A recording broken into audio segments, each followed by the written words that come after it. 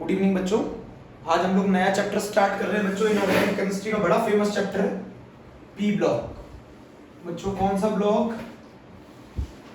P block, very important बच्चों, ये बहुत ही इंपॉर्टेंट चैप्टर है पी ब्लॉक। तो पहली बात तो मतलब समझते हैं पी ब्लॉक के अंदर बच्चों हम दो फैमिली पढ़ के आ चुके हैं।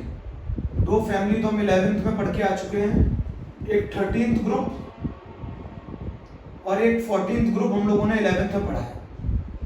13th ग्रुप बच्चों बोरोन फैमिली थी और 14th ग्रुप हमारी कार्बन फैमिली थी। बच्चों 13th ग्रुप हमारी बोरोन फैमिली थी, 14th ग्रुप हमारी कार्बन फैमिली थी। बोरोन फैमिली में मेंबर थे बोरोन, एल्यूमिनियम, गैलियम, इंडियम और थैलियम। कार्बन फैमिली में मेंबर थे कार्बन, सिलिकॉन, जर्मेनियम, टिन और लेड। ये दो फैमिली हम पढ़ के आ चुके हैं, boron family and carbon family. इसको याद रखने का तरीका बैंगन, आलू, गाजर इनको तलो, या फिर ऐसे भी कह सकते हो बैंगन, आलू, गाजर इन थैला, कहें सीता जी सुनो प्रभु। ऐसे हम लोग इसको याद रखते हैं बच्चों, कहें सीता जी सुनो प्रभु। ये हमारी दो 11th की फैमिली है, 13th ग्रुप है ना, बोरोन, एल्यूमिनियम, गैलियम। बच्चों एक चीज बताना चाहता हूँ, इनके एटॉमिक नंबर के बीच में जो डिफरेंस होता है वो 8, 18, 18 और 32 का होता है। जैसे बोरोन का एटॉमिक नंबर 5, एल्यूमिनियम का 13, इसका 31, इसका 49, इसका 81। समझ रहे हैं? इसके अंदर इसका 6, इसका 14, इसका 32, इसका 50, इसका 80। तो कितने का डिफरेंस होता है पी ब्लॉक में? 8, 18, 18, 32 का डिफरेंस होता है एटॉमिक नंबर में। 8, 18, 18, 32 इनको मैजिक नंबर्स बोलते हैं बच्चों। सुन रहे बच्चों, इनको क्या बोलते हैं? मैजिक नंबर्स बोलते हैं। तो हम लोग दो फैमिली पढ़ चुके थे, 13th ग्रुप हम पढ़ चुके थे, boron family and 14th group carbon family हम लोगों ने पढ़ लिया था। बच्चों 12th क्लास के अंदर जो है ना वो स्टार्टिंग 15th ग्रुप से। बच्चों किस ग्रुप से? 15th ग्रुप से स्टार्टिंग है इसकी।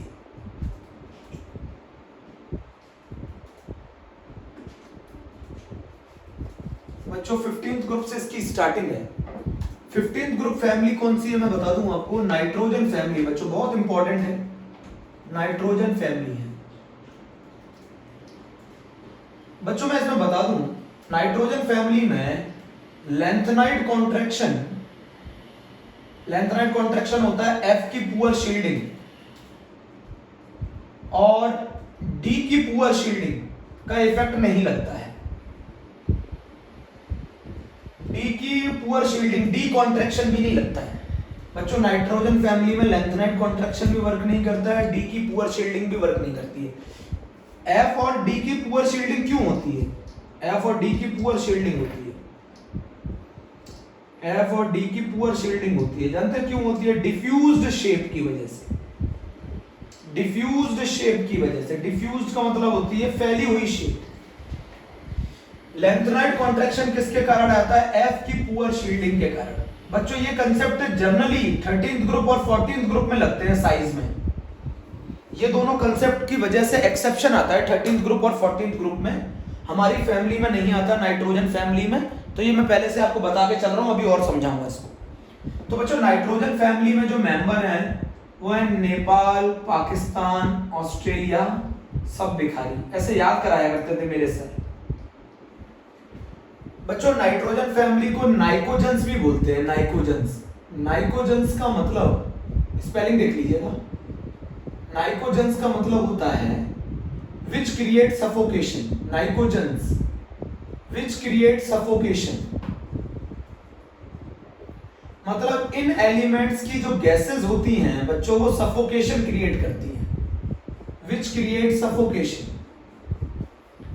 नाइट्रोजन फैमिली में इन मेंबर की, जैसे इसकी जो गैस है अमोनिया, इसकी जो गैस है फॉस्फीन, अगर इनको कमरे में भर दिया जाए तो वो क्रिएट करेंगी, सफोकेशन क्रिएट करेंगी। तो बच्चों नाइट्रोजन में इसका एटॉमिक नंबर 7, इसका 15, इसका 33, इसका 51, इसका 83। नाइट्रोजन फैमिली का नाम क्या है बच्चों? नाइकोजेंस। नाइकोजेंस का मतलब क्या होता है? जिनकी गैसेस सफोकेशन क्रिएट करती हैं। ये ग्रीक वर्ड है बच्चों, नाइट्रोजन एक ग्रीक वर्ड है बच्चों, ग्रीक वर्ड है विच मीन सफोकेशन। तो नाइट्रोजन फैमिली में nitrogen, phosphorus, arsenic, antimony and bismuth. बच्चों नाइट्रोजन में इस फैमिली में ये एक लौता मेंबर है जो एलोट्रोप शो नहीं करता। जानते होंगे एलोट्रोप्स तो जानते हैं ना।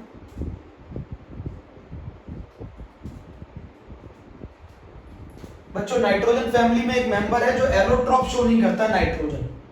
बाकी इस फैमिली में फास्फोरस के 3 एलोट्रोप्स होते हैं, white phosphorus, black phosphorus, red phosphorus. बच्चों ये क्वेश्चन नीट में पूछा गया है। जैसे कार्बन के एलोट्रोप्स होते हैं ना, ग्रेफाइट, डायमंड, बकमिंस्टर, फुलरीन, है ना, बोलो। White phosphorus, black phosphorus, red phosphorus, कौन सा मेंबर है? नाइट्रोजन एक ऐसा मेंबर इस फैमिली में जो एलोट्रोप शो नहीं करता। बच्चों इस फैमिली में ये नोट करके रखना नीट के लिए, नाइट्रोजन इकलौता ऐसा मेंबर है इस फैमिली में जो एलोट्रोप शो नहीं करता। चलिए सबसे पहली बात यहां तक आ गई। नाइट्रोजन का कॉन्फ़िगरेशन देखते हैं। हीलियम, बच्चों एक ग्रुप में valence shell electronic configuration same रहता है। एक ग्रुप के अंदर valence shell electronic configuration same रहता है। आउटर मोस्ट शेल का जो कॉन्फ़िगरेशन होता है वो सेम होता है 9। इसके केस में NS2NP3 होता है। हीलियम 2s2 2p3, इसके केस में नियोन 3s2 3p3, इसके केस में आर्गन 3d10 4s2 4p3, इसके केस में क्रिप्टन 4d10 5s2 5p3, इसके केस में xenon 4f14 5d10 6s2 6p3।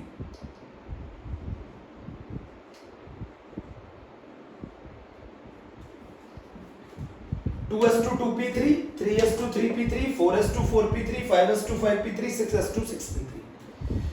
तो मेंबर कौन है? Nitrogen, phosphorus, arsenic, antimony and bismuth. इस फैमिली में नाइट्रोजन के कोई एलोट्रोप्स नहीं होते, फास्फोरस के 3 एलोट्रोप्स होते हैं, white phosphorus, black phosphorus, red phosphorus. जब मैं इनकी स्टडी कराऊंगा, इनकी तीनों की, ये बहुत ज्यादा क्वेश्चन पूछा जाता है, तब मैं आपको बताऊंगा फास्फोरस के एलोट्रोप्स के बारे में। आज तो जनरल इंफॉर्मेशन है। नाइट्रोजन फैमिली को नाइट्रोजन्स कहते हैं विच क्रिएट सफोकेशन। नाइट्रोजन फैमिली के जो मेंबर है वो है nitrogen, phosphorus, arsenic, antimony and bismuth. इस फैमिली के अंदर आउटर मोस्ट शेल का कॉन्फ़िगरेशन NS2NP3 है। डाउन द ग्रुप जाओगे तो n की वैल्यू बढ़ती जाएगी। आउटर मोस्ट शेल का कॉन्फ़िगरेशन ऑलवेज सेम रहता है। बोलो बच्चों, आउटर मोस्ट शेल का कॉन्फ़िगरेशन ऑलवेज सेम रहता है। ये रफ कर दूं, नाइट्रोजन इसमें इस फैमिली में एक ऐसा मेंबर है जो एलोट्रोप शो नहीं करता। बहुत छोटी छोटी सी बेसिक बातों पे आज हम लोग काम कर रहे हैं, समझ गए ना? बोलो, बेसिक बातों पे काम कर रहे हैं बच्चों। में ये आप बोलेंगे ये सर क्या होता है? इस फैमिली के अंदर ये चीजें नहीं लगती जब हम साइज की बात करेंगे, इसीलिए इसमें एक्सेप्शंस नहीं होंगे साइज का।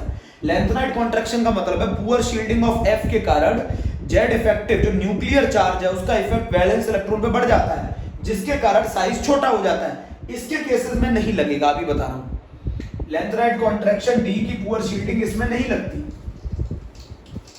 बच्चों आपको अच्छी तरह बता दूं, पी ब्लॉक का मतलब क्या होता है? पी ब्लॉक का मतलब होता है जब last electron enter in P subshell, last electron enter in P subshell, उसको पी ब्लॉक कहते हैं। जब लास्ट इलेक्ट्रॉन पी सबशेल में एंटर कर जाए तो उसको पी ब्लॉक कहते हैं। When last electron enter in p subshell, बच्चों p सबशेल के अंदर एंटर कर जाए, इसमें जो ग्रुप निकालने का तरीका है बच्चों, इसके केस में p ब्लॉक में जो ग्रुप निकालने का तरीका है वो है 10 plus valence electron. 10 plus valence electron, या फिर आप ऐसे भी कह सकते हैं 12 plus number of electron in p subshell, ऐसे भी कह सकते हैं। अब बच्चों एक चीज समझना मेरी बात, जैसे ये NS2NP3 है, तो यहां अगर मैं आपसे वैलेंस इलेक्ट्रॉन पूछूं तो वैलेंस इलेक्ट्रॉन में शेल के इलेक्ट्रॉन देखे जाते हैं। आउटर मोस्ट शेल कौन है? N। तो इसमें अगर आपको वैलेंस इलेक्ट्रॉन निकालना है तो S प्लस P दोनों के इलेक्ट्रॉन का सम कर दो, वो होगा वैलेंस इलेक्ट्रॉन। बच्चों यहां आउटर मोस्ट शेल N है ना, आउटर मोस्ट शेल के इलेक्ट्रॉन वैलेंस इलेक्ट्रॉन होते हैं, तो s और प्लस p के इलेक्ट्रॉन को वैलेंस इलेक्ट्रॉन बोला जाएगा। तो बताओ नाइट्रोजन फैमिली में वैलेंस इलेक्ट्रॉन कितने हैं? 5। अरे भैया इसकी आउटर मोस्ट शेल n है, ये भी n है, तो इन दोनों के इलेक्ट्रॉन का सम होगा वैलेंस इलेक्ट्रॉन। तो नाइट्रो p ब्लॉक का मतलब क्या है? Last electron is enter in p sub shell. p sub shell में ग्रुप कैसे निकालते हैं? 10 प्लस वैलेंस इलेक्ट्रॉन या फिर 12 plus number of electron in p sub shell. ये 15th ग्रुप मेंबर है nitrogen family, nitrogen, phosphorus, arsenic, antimony and bismuth. ठीक है, नाइट्रोजन फैमिली का जनरल इलेक्ट्रॉनिक कॉन्फ़िगरेशन फार्मूला क्या है बच्चों? नाइट्रोजन फैमिली का जनरल इलेक्ट्रॉनिक कॉन्फ़िगरेशन फार्मूला है NS2np3।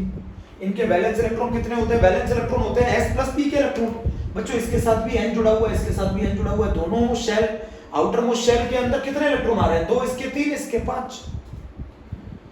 5 वैलेंस इलेक्ट्रॉन होते हैं नाइट्रोजन फैमिली में। बच्चों नाइट्रोजन फैमिली में वैलेंस इलेक्ट्रॉन कितने होते हैं बच्चों? 5 होते हैं।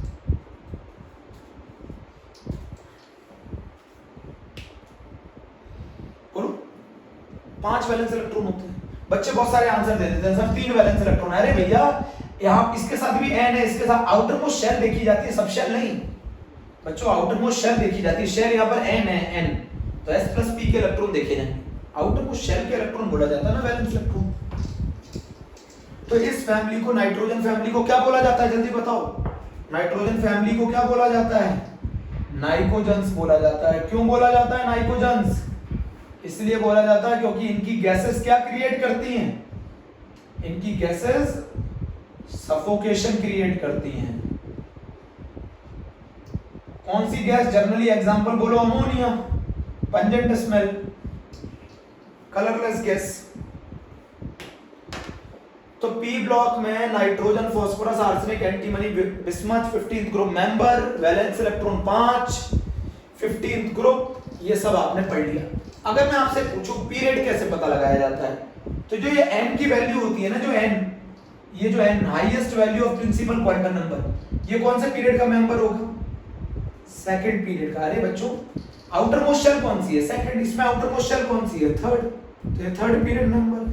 इसमें आउटर मोस्ट शेल कौन सी है? फोर्थ, तो ये फोर्थ पीरियड मेंबर। इसमें आउटर मोस्ट शेल कौन सी है? फिफ्थ, तो ये फिफ्थ पीरियड मेंबर। इसमें आउटर मोस्ट शेल कौन सी है? सिक्स्थ, तो ये सिक्स्थ पीरियड मेंबर। शेल देखो ना आउटर मोस्ट, इसमें शेल कितनी है? इसमें आउटर मोस्ट शेल कितनी है? 2, इसमें 3, इसमें 4, इसमें 5, इसमें 6, तो ये सिक्स्थ शेल है। इसमें 6 शेल है, इसमें 5 शेल है, इसमें 4 शेल है, इसमें थर्ड शेल है, इसमें सेकंड शेल। तो ये सेकंड पीरियड मेंबर है, थर्ड पीरियड मेंबर है, फोर्थ पीरियड मेंबर है, फिफ्थ पीरियड मेंबर है, सिक्स्थ पीरियड मेंबर।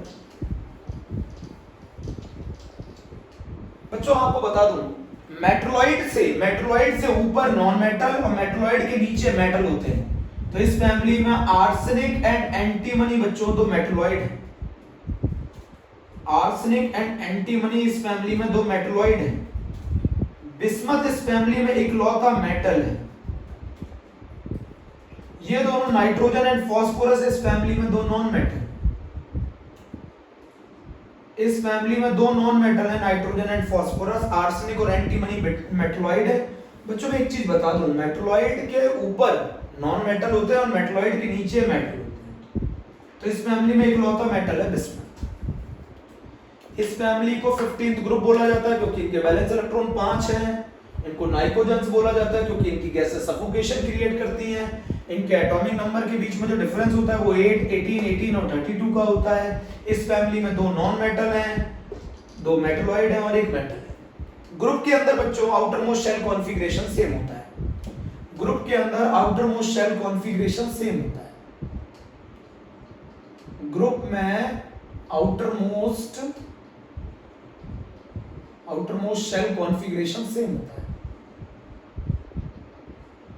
ग्रुप के अंदर outermost shell configuration same होता है। तो नाइट्रोजन फैमिली की हम कहानी चालू करेंगे। इस फैमिली में इकलौता मेंबर है जो कोई एलोट्रॉप शो नहीं करता। नाइट्रोजन फास्फोरस के 3 एलोट्रॉप्स होते हैं, white phosphorus, black phosphorus, red phosphorus. जो मैच स्टिक पे जो फास्फोरस होता है ना, मैच स्टिक पर, वो फास्फोरस रेड होता है। नेचर से जो फास्फोरस मिलता है वो व्हाइट होता है। ठीक है, चले आगे, नोट कर लिया मैंने इतना? चल रफ कर दूं।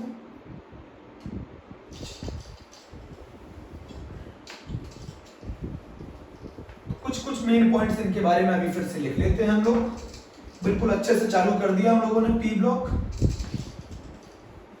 इनऑर्गेनिक का बहुत शानदार चैप्टर। नाइट्रोजन फैमिली दूसरा नाम क्या है बच्चों, जरा मुझे बता दो जल्दी से। नाइट्रोजन फैमिली में इसका नाम क्या है बच्चों? नाइकोजेंस। नाइकोजेंस, ठीक है, एक पॉइंट ये नोट कर लिया। इनके वैलेंस इलेक्ट्रॉन कितने हैं? 5। ग्रुप नंबर कितना है? 15। सही है।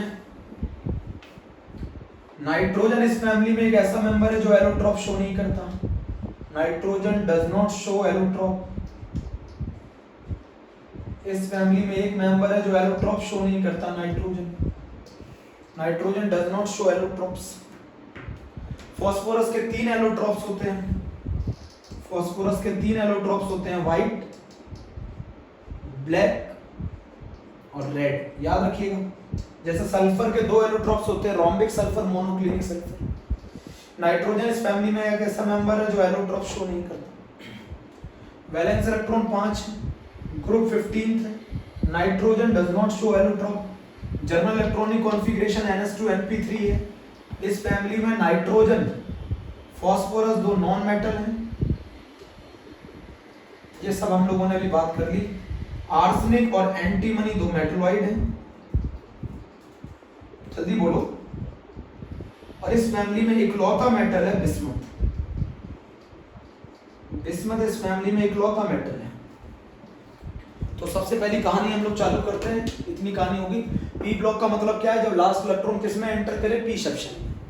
जब लास्ट इलेक्ट्रॉन एंटर करे पी सबशेल में तो उसे पी ब्लॉक बोला जाता है। और उसके अंदर ग्रुप निकालने का तरीका होता है 10 प्लस वैलेंस इलेक्ट्रॉन या फिर 12 plus number of electron in P subshell. 10 plus valence electron या फिर 12 plus number of electron in P subshell. Nitrogen family के अंदर सुन लिया, हाईएस्ट प्रिंसिपल क्वांटम नंबर की जो वैल्यू होती है वो ग्रुप बताती है। ठीक है। अब बच्चों हम अगर साइज की बात करें तो इसके केस में साइज में कोई एक्सेप्शन नहीं होता। इसके केस में एटॉमिक साइज में कोई एक्सेप्शन नहीं होता। इसके केस में एटॉमिक साइज में कोई एक्सेप्शन नहीं होता। तो इसका मतलब है लेंथनाइड कॉन्ट्रैक्शन और डी की पुअर शील्डिंग का कोई कॉन्ट्रैक्शन इसमें वर्क नहीं करता। No exception. बच्चों मैं फिर बता दूं, इसमें कोई एक्सेप्शन नहीं होता। No exception.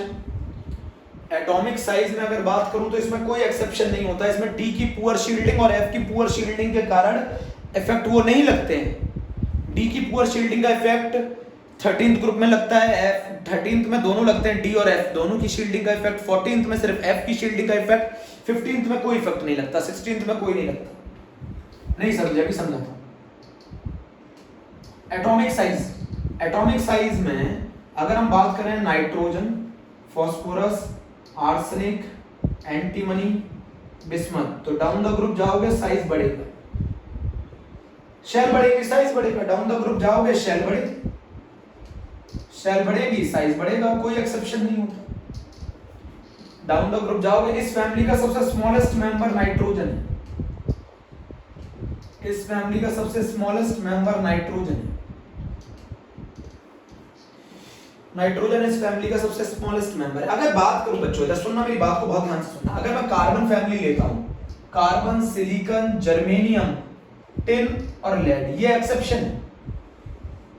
लेड के केस में पुअर शील्डिंग होने के कारण साइज छोटा हो जाता है। किसकी पुअर शील्डिंग? एफ की। अरे बचाव करने वाला अगर पुअर है तो इफेक्टिव न्यूक्लियर चार्ज बढ़ जाएगा ना, साइज छोटा हो जाएगा।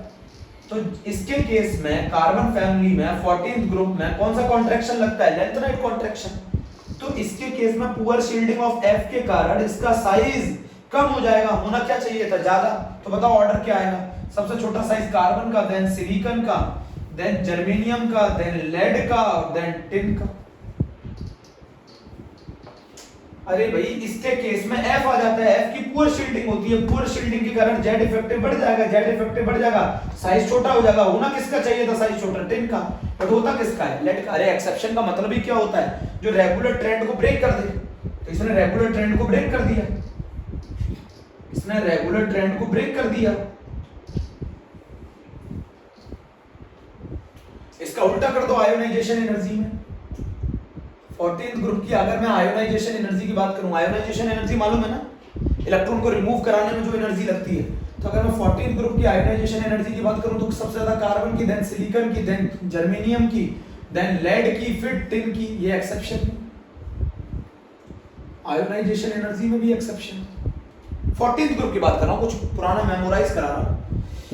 नाइट्रोजन फैमिली में साइज में कोई एक्सेप्शन नहीं है, बट कार्बन फैमिली में एक एक्सेप्शन है, लेड और टिन। होना चाहिए था साइज बड़ा लेड का, बट होता किसका है, टिन का, क्योंकि लेड के केस में पुअर शील्डिंग आ जाती है, एफ की शील्डिंग बहुत ज्यादा पुअर होती है, जिसके कारण जेड इफेक्टिव बढ़ जाता है, जेड इफेक्टिव बढ़ जाता है तो साइज छोटा हो जाता है। बच्चों 13th ग्रुप में ऐसे याद रखो, 13th ग्रुप में डी की पुअर शील्डिंग लगती है, वो भी लगती है। मैंने क्या बोला था, जर्नलाइज नहीं होते कंसेप्ट, बच्चों समझ में आया? जर्नलाइज मतलब जो एक फैमिली में लगा है वही कंसेप्ट अगली फैमिली में लगे, ऐसा कभी नहीं होता। 13th ग्रुप में डी की पुअर शील्डिंग होती है, एफ की भी पुअर शील्डिंग होती है, दोनों कंसेप्ट लगते हैं।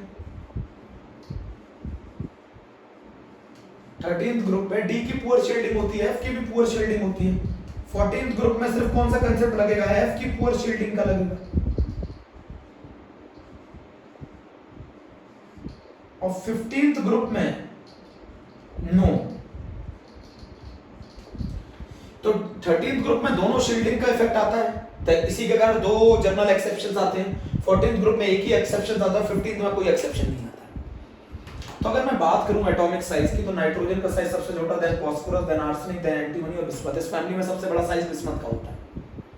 साइज में कोई एक्सेप्शन नहीं है। साइज के केस में लेंथेनाइड कॉन्ट्रैक्शन और डी की पुअर शील्डिंग का इफेक्ट नहीं लगता। ये याद करके सर ध्यान रखना पड़ेगा बच्चों।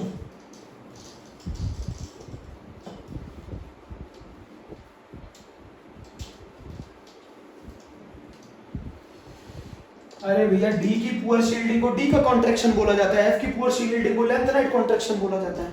ये तो हम 15th ग्रुप की बात कर रहे थे। अगर बच्चों हम 13th ग्रुप की बात करें, 13th ग्रुप, तो साइज ऑर्डर क्या होना चाहिए था, boron, aluminium, gallium, indium, thallium, ये दो एक्सेप्शन है।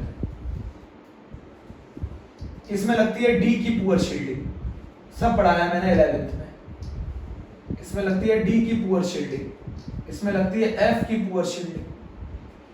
एफ की पुअर शील्डिंग को लेंथेनाइड कॉन्ट्रैक्शन बोलते हैं, डी की पुअर शील्डिंग को डी का कॉन्ट्रैक्शन बोलते हैं। तो ये दो एक्सेप्शन है। साइज किसका ज्यादा होना चाहिए था, गैलियम का, होता ज्यादा एल्यूमिनियम का, सबसे छोटा साइज बोरोन का, देन गैलियम का, देन एल्यूमिनियम का। इन दोनों का साइज लगभग बराबर आता है। इंडियम और थैलियम का साइज लगभग बराबर होता है। Boron, gallium, aluminium, indium, thallium, ये ऑर्डर है बेटा किसका, एटॉमिक साइज का। किस ग्रुप का, 13th ग्रुप का। याद रख सकते हो अगर कॉम्पिटिटिव एग्जाम देना है तो। अगर मैं बात करूं इनमें आयोनाइजेशन एनर्जी की, तो आयोनाइजेशन एनर्जी में मैंने एक तरीका सिखाया था। आयोनाइजेशन एनर्जी में बंद करके ताला गया एल्यूमिनियम इंडिया, बंद करके ताला गया एल्यूमिनियम इंडिया, ये इसका एक्सेप्शन को याद रखने का तरीका है।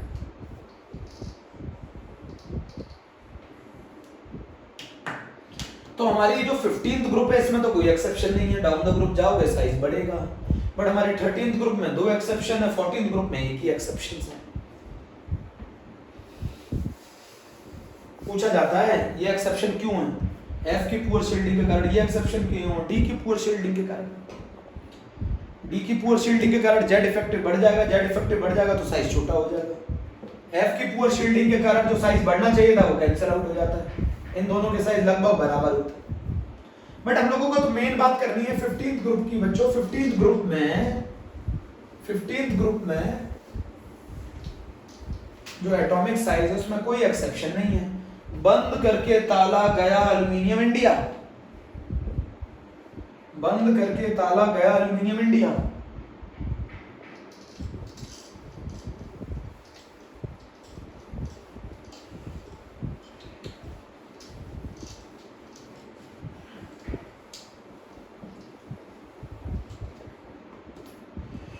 बच्चों अगर मैं बात करूं आयोनाइजेशन एनर्जी की, किसकी,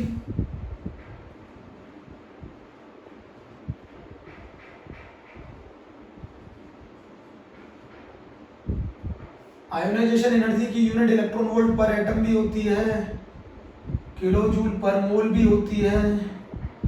1 इलेक्ट्रॉन वोल्ट पर एटम मैंने कल वाले बैच को सिखाया था, बराबर होता है 96.5 किलो जूल पर मोल। 1 इलेक्ट्रॉन वोल्ट पर एटम को अगर आप किलो जूल पर मोल में कन्वर्ट करते हो तो 96.5 किलो जूल पर मोल आता है।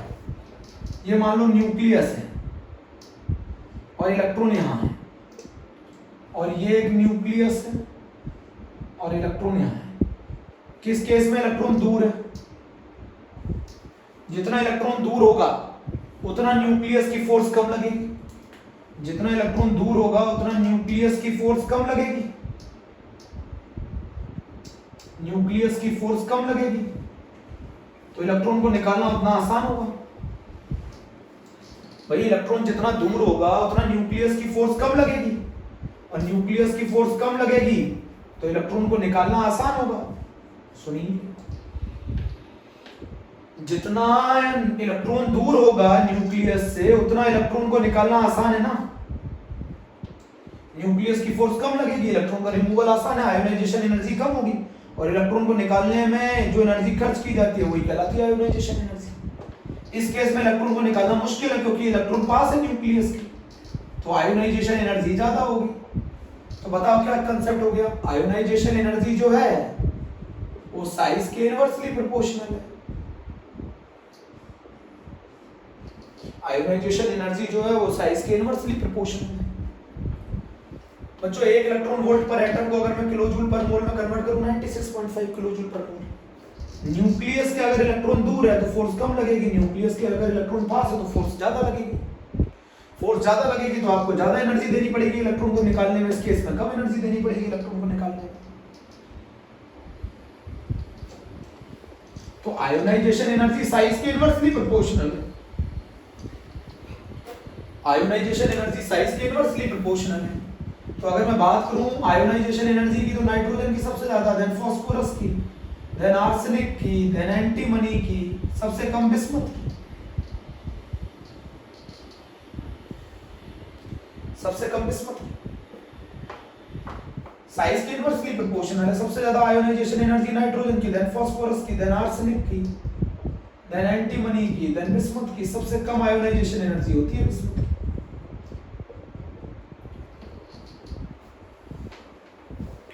बट अगर मैं बात करूं बच्चों, इधर सुनो, एक एक्सेप्शन आता है लेफ्ट टू राइट में। अच्छा, लेफ्ट टू राइट जाते हो तो आयोनाइजेशन एनर्जी बढ़ती है क्योंकि जेड इफेक्टिव बढ़ता है, ये आपने 11th पढ़ा होगा। तो बताओ नाइट्रोजन और ऑक्सीजन में से किसकी आयोनाइजेशन एनर्जी ज्यादा होनी चाहिए थी? ऑक्सीजन की। जो राइट में आता है उसकी आयोनाइजेशन एनर्जी उतनी ज्यादा होनी चाहिए थी, जो लेफ्ट में आता है उसकी आयोनाइजेशन एनर्जी कम होनी चाहिए थी। मैं कौन सी आयोनाइजेशन एनर्जी की बात कर रहा हूँ? आयोनाइजेशन एनर्जी 1 की। 1 का मतलब होता है पहला इलेक्ट्रॉन निकाल रहे हो। तो नाइट्रोजन के केस में जो आप पहला इलेक्ट्रॉन निकाल रहे हो वो 2s2 2p3 2p3 में से निकाल रहे हो, और ऑक्सीजन के केस में 2s2 2p4। तो नाइट्रोजन के केस में ये स्टेबल कॉन्फ़िगरेशन है, ये स्टेबल है। अगर आप इसमें से एक इलेक्ट्रॉन निकालोगे ये इतनी आसानी से नहीं देगा क्योंकि ये स्टेबल है। स्टेबल क्यों है? क्योंकि ये हाफ फिल्ड है, ये हाफ फिल्ड है इसलिए स्टेबल है। इसीलिए ये एक्सेप्शन है ये भी कि आयोनाइजेशन एनर्जी जो है नाइट्रोजन की वो ऑक्सीजन से ज्यादा होती है। एक्सेप्शन। अगर मैं लेफ्ट टू राइट की बात करूं तो कंसेप्ट तो ये कहता है आयोनाइजेशन एनर्जी जेड इफेक्टिव के डायरेक्टली प्रोपोर्शनल है। लेफ्ट टू राइट जाओगे आयोनाइजेशन एनर्जी बढ़ेगी, तो होनी किसकी ज्यादा चाहिए थी? ऑक्सीजन की। बट होती किसकी ज्यादा है? नाइट्रोजन की, क्योंकि नाइट्रोजन हाफ फिल्ड है। हाफ फिल्ड है तो स्टेबल है, स्टेबल है तो इसमें से ज्यादा अमाउंट में एनर्जी लगेगी। ये 2s2 2p4 ये हाफ फिल्ड नहीं है, इतना स्टेबल नहीं है, ये आसानी से इलेक्ट्रॉन दे देगा। अच्छा, आयोनाइजेशन एनर्जी 2 का मतलब क्या होता है? आयोनाइजेशन एनर्जी 2 का मतलब क्या होता है? आयोनाइजेशन एनर्जी 2 का मतलब होता है आप एक इलेक्ट्रॉन निकाल चुके हो। एक इलेक्ट्रॉन निकलने के बाद की कहानी क्या होगी? तो नाइट्रोजन के ऊपर ऑक्सीजन के ऊपर प्लस, नाइट्रोजन के ऊपर प्लस। एक इलेक्ट्रॉन निकाल चुके हो तो इसका कॉन्फ़िगरेशन क्या हो जाएगा? 2s2 2p2।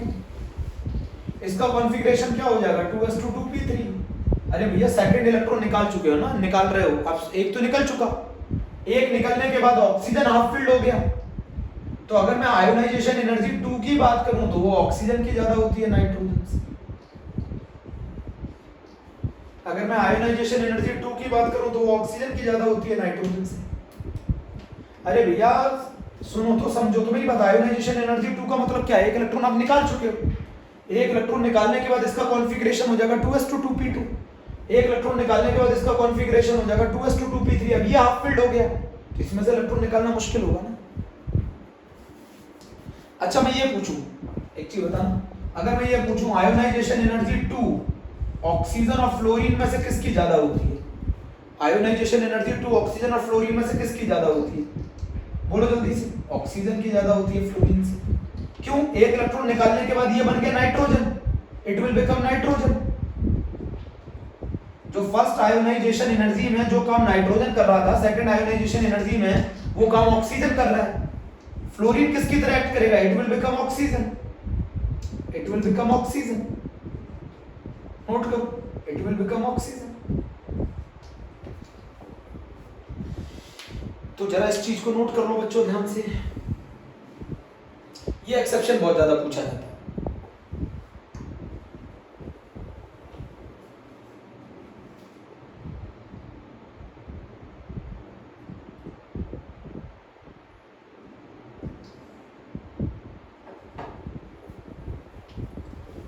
Ionisation energy size के इनवर्सली प्रोपोर्शनल है। साइज ज्यादा होगा आयोनाइजेशन एनर्जी कम होगी। लेफ्ट टू राइट जाने पर आयोनाइजेशन एनर्जी बढ़ती है, बट ये एक्सेप्शन है क्योंकि नाइट्रोजन हाफ फिल्ड है, हाफ फिल्ड है स्टेबल है, इसमें से इलेक्ट्रॉन निकालना मुश्किल है, ये इसमें से इलेक्ट्रॉन निकालना आसान है। बट अगर मैं सेकंड इलेक्ट्रॉन को निकालने की बात करूं तो सेकंड इलेक्ट्रॉन ऑक्सीजन में से निकालना मुश्किल है। एक इलेक्ट्रॉन निकलने के बाद ये 2p2 हो जाता है, ये 2p3 हो जाता है, it will act as a carbon, it will act as a nitrogen. तो नाइट्रोजन की आयोनाइजेशन एनर्जी ज्यादा होती है ना। अरे भैया एक इलेक्ट्रॉन निकालने में जो काम फर्स्ट आयोनाइजेशन एनर्जी में कार्बन कर रहा था वो n+ करेगा, जो फर्स्ट आयोनाइजेशन एनर्जी में जो काम नाइट्रोजन कर रहा था वो ऑक्सीजन करेगा। आप सेकंड में एक इलेक्ट्रॉन निकलने के बाद पीछे हो जाते हैं ना।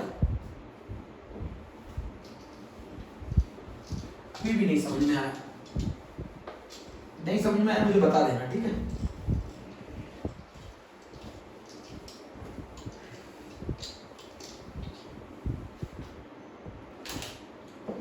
बात समझो मेरी, जैसे मान लो क्वेश्चन ये पूछेगा आयोनाइजेशन एनर्जी 1 नाइट्रोजन की क्यों ज्यादा होती है ऑक्सीजन से? इसका रीजन है नाइट्रोजन का कॉन्फ़िगरेशन होता है 2s2 2p3, ये हाफ फिल्ड होता है, हाफ फिल्ड होता है तो स्टेबल होता है, स्टेबल में से इलेक्ट्रॉन को निकालना मुश्किल है ना, स्टेबल में से इलेक्ट्रॉन को निकालना मुश्किल है। तो फर्स्ट आयोनाइजेशन एनर्जी नाइट्रोजन की ज्यादा होती है। मेरे पेपर में आया था, क्या ये ऑर्डर सही है आयोनाइजेशन एनर्जी का? आयोनाइजेशन एनर्जी 1 के केस में क्या ये ऑर्डर सही है? ये गलत है ऑर्डर। क्यों? नाइट्रोजन और ऑक्सीजन में से किसकी आयोनाइजेशन एनर्जी ज्यादा होती है? ये एक्सेप्शन है, ऑर्डर ये होना चाहिए था, सबसे कम कार्बन की, देन ऑक्सीजन की, देन नाइट्रोजन की, देन फ्लोरीन की। ये एक्सेप्शन है, ये गलत है, उसका रीजन मैंने बता दिया।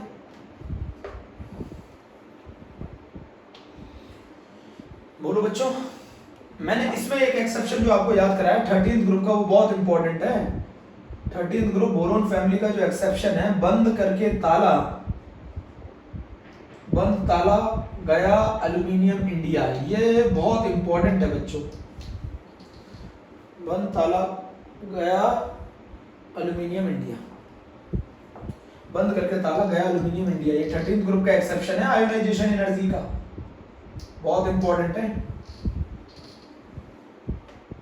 और अगर मैं आयोनाइजेशन एनर्जी 2 की बात करूं तो एक इलेक्ट्रॉन निकलने के बाद यह हाफ फिल्ड हो जाएगा, तो नाइट्रोजन और ऑक्सीजन में से ऑक्सीजन की आयोनाइजेशन एनर्जी 2 ज्यादा होगी। क्यों? सेकंड आयोनाइजेशन एनर्जी के केस में ऑक्सीजन का क्या कॉन्फ़िगरेशन होगा? 2s2 2p3।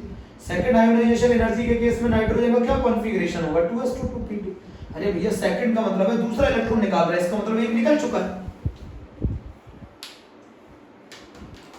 13th ग्रुप की भी आयोनाइजेशन एनर्जी का ऑर्डर बता दिया, 14th ग्रुप की आयोनाइजेशन एनर्जी का ऑर्डर बताओ, जल्दी बताओ। उसमें एक ही एक्सेप्शन है 14th ग्रुप में, कार्बन सबसे ज्यादा, then silicon, then germanium, then lead, then tin. Note करो।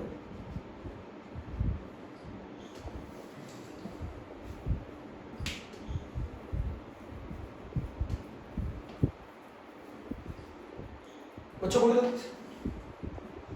अब जरा मेरी बात समझो, अगर एक नीट में या आईआईटी जी में इस साल ऐसा क्वेश्चन आया था 2020 में, अगर आयोनाइजेशन एनर्जी 1 सबसे कम है, देन आयोनाइजेशन एनर्जी 2, बट इनसे बहुत बहुत ज्यादा है आयोनाइजेशन एनर्जी 3, तो बताओ इसकी कौन सी ऑक्सीडेशन स्टेट ज्यादा स्टेबल होगी? तो इसका मतलब ये होता है कि पहला इलेक्ट्रॉन निकालना आसान था, दूसरा इलेक्ट्रॉन भी निकालना आसान था, बट तीसरा इलेक्ट्रॉन निकालना बहुत मुश्किल था। मतलब 2 इलेक्ट्रॉन लूज करने के बाद उसने स्टेबल कॉन्फ़िगरेशन अचीव कर लिया। तो बताओ ऐसी एलिमेंट की वैलेंसी कितनी हो सकती है? ऐसे एलिमेंट की वैलेंसी 2 हो सकती है, या उसकी ऑक्सीडेशन स्टेट भी +2 स्टेबल हो सकती है। नहीं समझे? समझो, ये 11th में पढ़ाया था। पहला इलेक्ट्रॉन निकाल लिया, दूसरा इलेक्ट्रॉन भी निकाल लिया, बट तीसरे इलेक्ट्रॉन को निकालने में बहुत ज्यादा अमाउंट एनर्जी का खर्च करना पड़ा, बहुत ज्यादा ट्रेमेंडस अमाउंट में एनर्जी खर्च करनी पड़ी। इसका मतलब है वो स्टेबल हो गया 2 इलेक्ट्रॉन लूज करने के बाद, 2 इलेक्ट्रॉन लूज करने के बाद वो स्टेबल हो गया, तभी तो थर्ड आयोनाइजेशन एनर्जी बहुत ज्यादा है। इससे मतलब है उसकी वैलेंसी 2 होगी, इसका मतलब उसकी ऑक्सीडेशन स्टेट जो होगी उसके ऊपर +2 होगी। थर्ड इलेक्ट्रॉन इसमें से निकालना बहुत मुश्किल है, इसका मतलब है 2 इलेक्ट्रॉन लूज करने के बाद it will achieve a stable configuration. Such type of question is asked in this year G exam.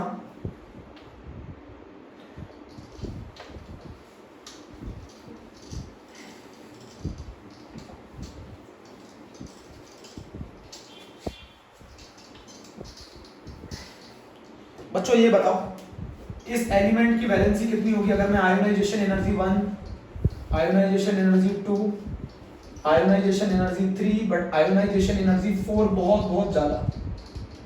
इसका मतलब है 3 इलेक्ट्रॉन निकालना तो आसान है, बट 4th इलेक्ट्रॉन को निकालना बड़ा डिफिकल्ट है। थर्ड इलेक्ट्रॉन लूज करने के बाद it will achieve a stable configuration, that's why 4th electron removal difficult है। मतलब इनके ऊपर कितना चार्ज होगा इस फैमिली के ऊपर? +3, मतलब इनकी वैलेंसी कितनी होगी? 3 होगी। तो ये कौन से मेंबर हुए? बोरोन फैमिली के मेंबर हुए, लाइक एल्यूमिनियम। एल्यूमिनियम 3 इलेक्ट्रॉन तो निकाल सकता है बड़े आराम से, बट 4th इलेक्ट्रॉन निकालना बड़ा मुश्किल है। ऐसे पहचाना करो।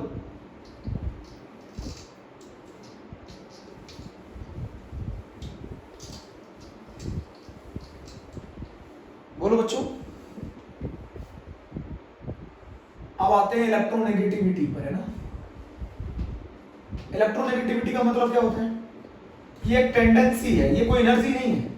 It is the tendency to attract the shared pair of electron towards itself. Tendency to attract the shared pair of electron towards itself.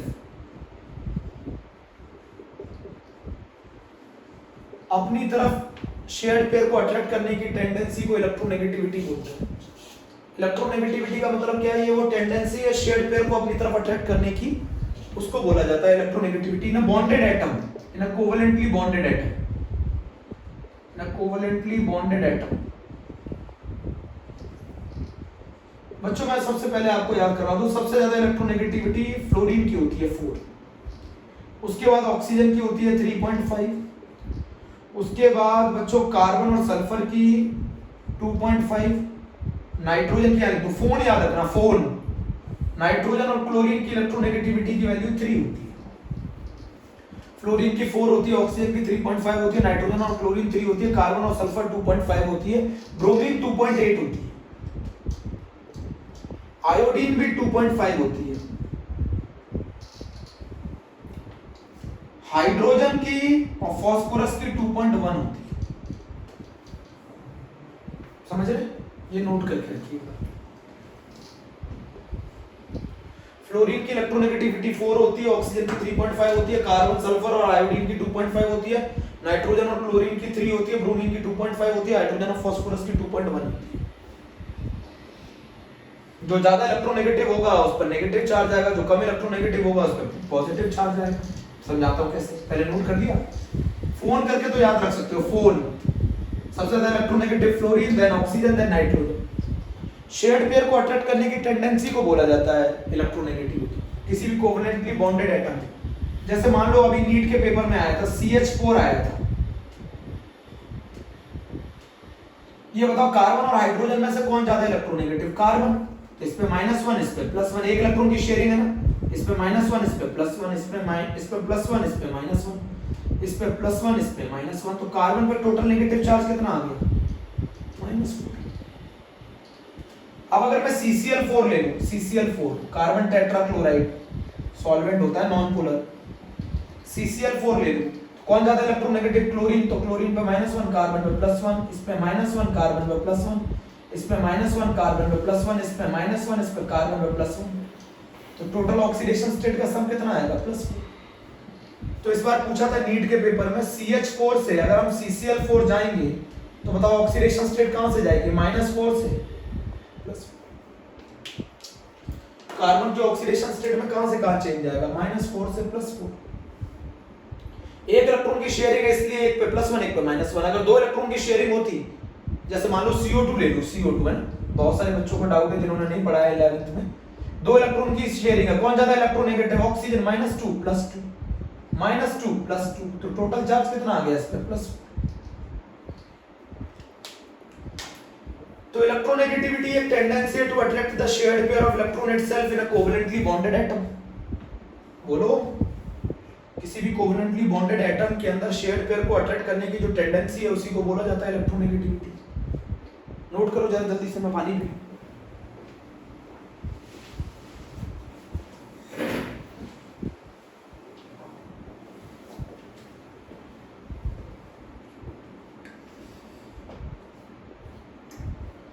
Tendency to attract the shared pair of electron towards itself in a covalently bonded atom, ये कहानी है।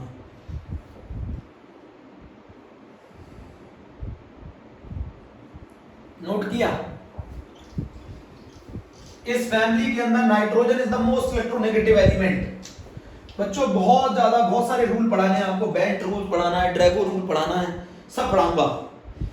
आप मेरी बात समझो, इस family के अंदर सबसे ज्यादा इलेक्ट्रोनेगेटिव एलिमेंट कौन है? Nitrogen is the most electronegative element in the 15th group.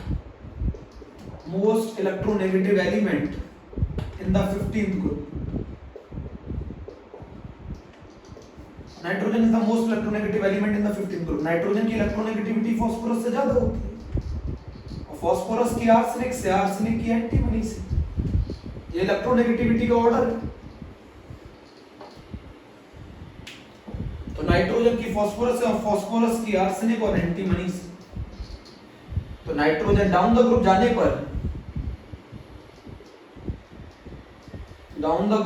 पर इलेक्ट्रोनेगेटिविटी घट जाती है, डाउन द ग्रुप जाने पर इलेक्ट्रोनेगेटिविटी कम हो जाती है। तो इस फैमिली में सबसे ज्यादा इलेक्ट्रोनेगेटिव एलिमेंट कौन है? नाइट्रोजन है, then phosphorus, then arsenic, then antimony। जल्दी से नोट कर।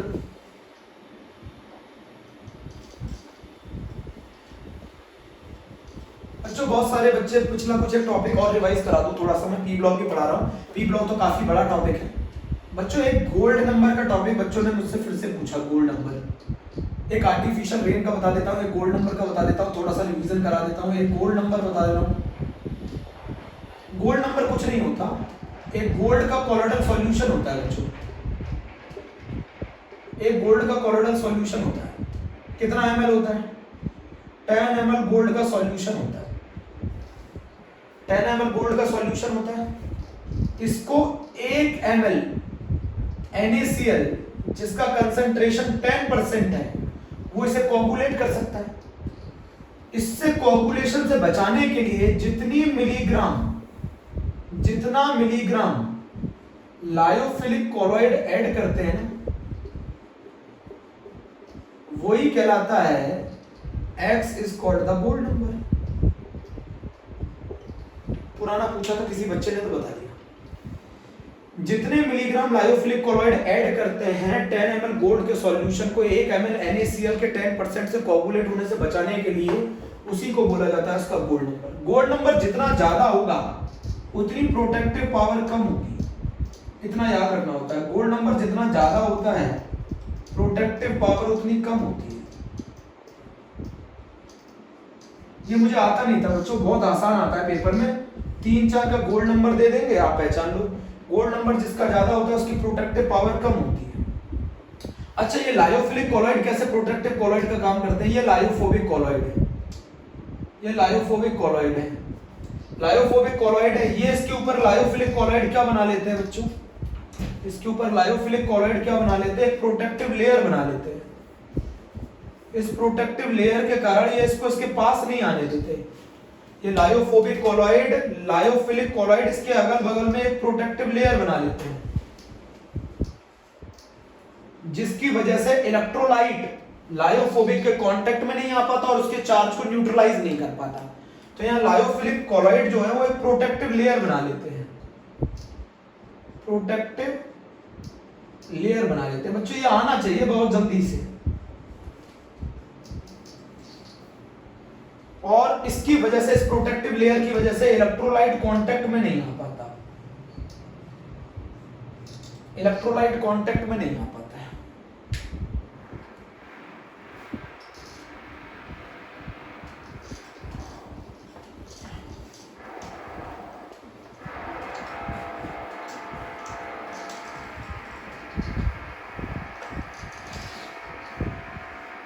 बच्चों मेरी एक बात सुनना बहुत ध्यान से, मेरी बात सुनोगे ध्यान से। अभी हम लोगों ने नाइट्रोजन फैमिली में पढ़ा, तो नाइट्रोजन फैमिली में साइज का ऑर्डर होता है, नाइट्रोजन का साइज सबसे छोटा, देन फास्फोरस का, देन आर्सेनिक का, देन एंटीमनी का, और देन बिस्मथ का। सबसे बड़ा साइज बिस्मथ का, ये नाइट्रोजन फैमिली में है। अगर मैं आयोनाइजेशन एनर्जी, ये एटॉमिक साइज का ऑर्डर है, कुछ बेसिक चीजें बता रहा हूं, एटॉमिक साइज का ऑर्डर है। अगर मैं आयोनाइजेशन एनर्जी का ऑर्डर बोलूंगा तो नाइट्रोजन की सबसे ज्यादा, then phosphorus, then arsenic, then antimony, then bismuth. अगर मैं इलेक्ट्रोनेगेटिविटी का ऑर्डर बोलूंगा तो नाइट्रोजन की सबसे ज्यादा, then phosphorus, then arsenic, then antimony. Bismuth के केस में पढ़ेंगे, बहुत कम होती है। इलेक्ट्रोनेगेटिविटी की बात कर दी, आयोनाइजेशन एनर्जी की बात कर दी। इनका अगर हम जर्नल इलेक्ट्रॉनिक कॉन्फ़िगरेशन की बात करेंगे इस फैमिली की, तो वो होगी NS2Np3। अगर मैं इनके वैलेंस इलेक्ट्रॉन की बात करूंगा तो इनके वैलेंस इलेक्ट्रॉन होंगे 5। अगर मैं इनके ग्रुप की बात करूंगा तो बच्चों इसका ग्रुप नंबर होगा 15।